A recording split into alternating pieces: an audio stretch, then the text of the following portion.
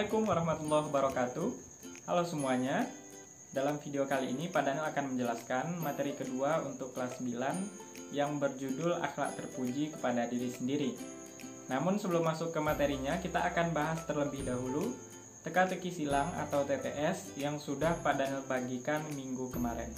Silahkan disimak sambil melihat lembar jawaban yang sudah kalian buat di rumah masing-masing. Oke, kita masuk ke jawaban TTS-nya. Kita mulai dari bagian yang mendatar dulu. Nomor 2 mendatar, nomor 6 mendatar, dan nomor 8 mendatar. Nomor 2 mendatar, pertanyaannya adalah lawan dari berilmu. Jawabannya adalah tidak berilmu. Gampang kan? Nomor 6 mendatar, ayat-ayat yang menerangkan tentang kekuasaan Allah melalui firman-firman-Nya. Jawabannya adalah ayat qauliyah.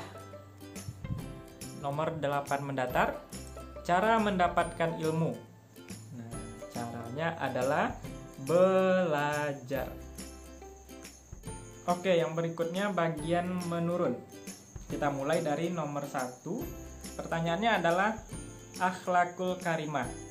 Nah, yang dimaksud dari pertanyaan ini adalah persamaannya apa? Nah, atau artinya apa? Jawabannya adalah akhlak terpuji. Nomor 3 menurun. Pertanyaannya adalah tempat untuk menuntut ilmu. Jawabannya adalah di mana saja.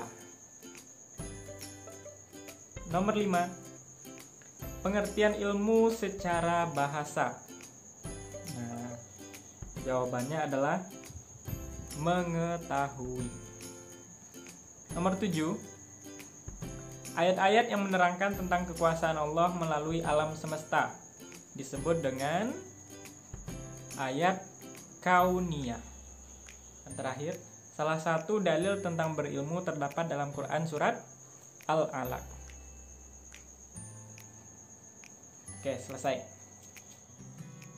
Oke, sekarang kita lanjutkan untuk materi bab kedua tentang akhlak terpuji terhadap diri sendiri. Nah, pada pertemuan yang kedua ini kita akan membahas satu tema dulu, yaitu tentang berilmu. Yang pertama kita akan lihat apa itu berilmu atau pengertian berilmu. Nah, secara bahasa, berilmu itu berasal dari kata ilmu yang merupakan kata dari bahasa Arab yang artinya itu mengetahui. Sedangkan kalau secara istilah, berilmu itu adalah kemampuan atau kecakapan atau keahlian tertentu yang dimiliki oleh seseorang yang dapat memberikan manfaat baik untuk dirinya sendiri maupun untuk orang lain. Nah, lawan dari berilmu ini adalah tidak berilmu. Nah, orang yang berilmu dengan yang tidak berilmu ini pasti memiliki perbedaan-perbedaan baik dalam cara bersikap maupun dalam cara berpikir. Amal ibadah yang dilakukan oleh orang yang berilmu dengan orang yang tidak berilmu juga memiliki nilai yang berbeda di sisi Allah. Nah, dari sini dapat kita ketahui bahwa memiliki ilmu itu adalah sesuatu yang sangat penting. Bahkan Rasulullah SAW mengatakan, barang siapa yang menginginkan kehidupan dunia haruslah dengan menggunakan ilmu. Barang siapa yang menginginkan kehidupan akhirat harus juga dengan ilmu. Dan barang siapa yang menginginkan dunia dan akhirat harus menggunakan ilmu juga. Nah, jadi kunci kehidupan yang bahagia baik di dunia maupun di akhirat adalah ilmu. Nah, ada 4 golongan manusia yang bisa dibedakan dalam hal ilmu ini. Golongan yang pertama adalah orang yang punya ilmu dan bisa memanfaatkan ilmunya dengan baik. Golongan yang kedua adalah orang yang mempunyai ilmu tapi tidak bisa memanfaatkan ilmunya atau tidak mau memanfaatkan ilmunya. Dan golongan yang ketiga adalah orang-orang yang tidak punya ilmu tetapi dia mengetahui dan menyadari bahwa dia tidak memiliki ilmu. Sementara golongan yang keempat adalah orang-orang yang tidak punya ilmu tetapi merasa dirinya memiliki ilmu. Salah satu dalil tentang berilmu terdapat dalam Quran surat Al-Alaq, di mana surat ini merupakan Surat dan ayat yang pertama kali diturunkan oleh Allah kepada Nabi Muhammad. Ciri-ciri orang-orang yang memiliki ilmu. Yang pertama, mau menjaga dan mengamalkan ilmu yang dimilikinya.